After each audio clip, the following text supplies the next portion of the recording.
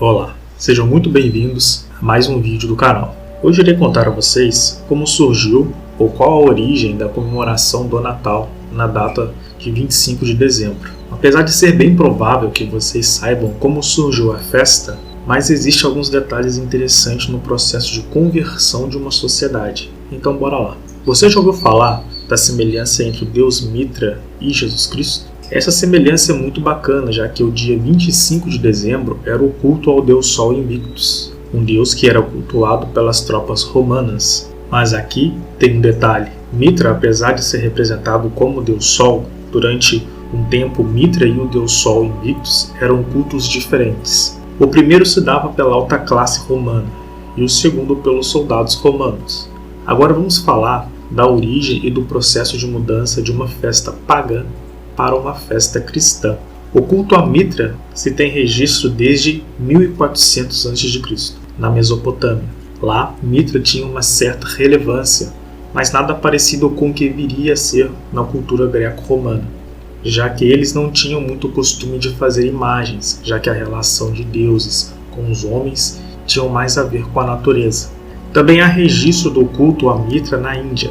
Lá, Mitra possui sim uma certa relevância, já que lá estava junto do panteão dos deuses solares e também tinha muito a ver com os pactos firmados entre os reis da época. Um pouco antes do nascimento de Alexandre o Grande, essa divindade aparece no panteão grego como sendo representado pelo deus Hélio, ou ligando já ao Sol, como em todas as outras culturas anteriores.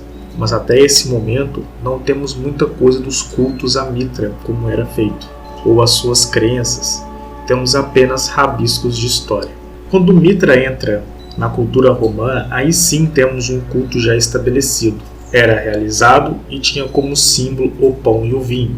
Na história de Mitra, narra que ele colocou um boi nos ombros e, através de um longo caminho percorrido, sacrifica o boi.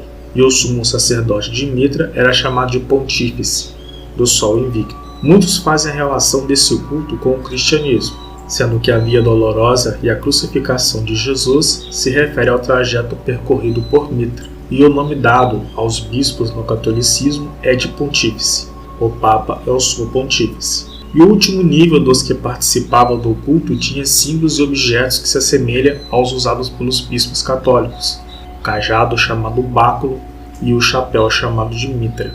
Paralelamente ao culto de Mitra, os soldados romanos começam a cultuar o Sol com o nome de Deus Sol Invictus, aproximadamente no século I a.C.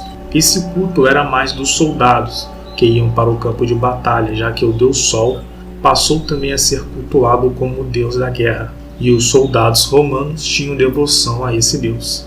No dia 25 de dezembro de 274, o imperador Aureliano estipula como data oficial do culto ao Deus Sol Invictus, e com o passar do tempo houve um sincretismo entre o culto a Mitra e o Deus Sol Invictus.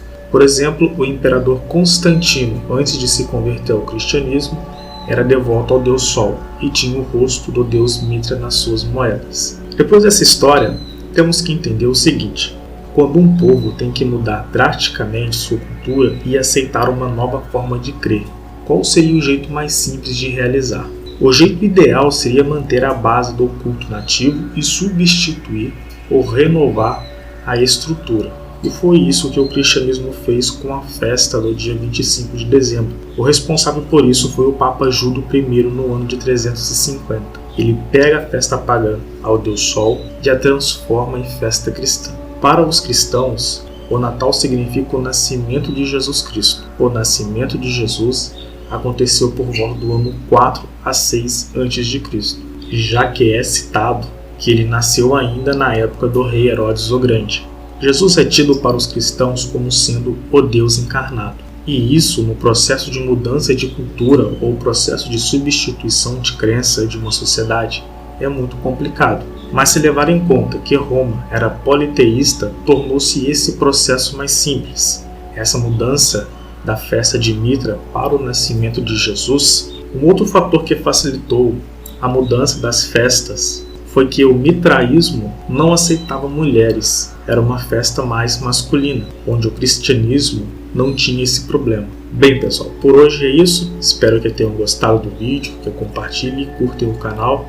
E desejo a todos um Feliz Natal e um próspero Ano Novo.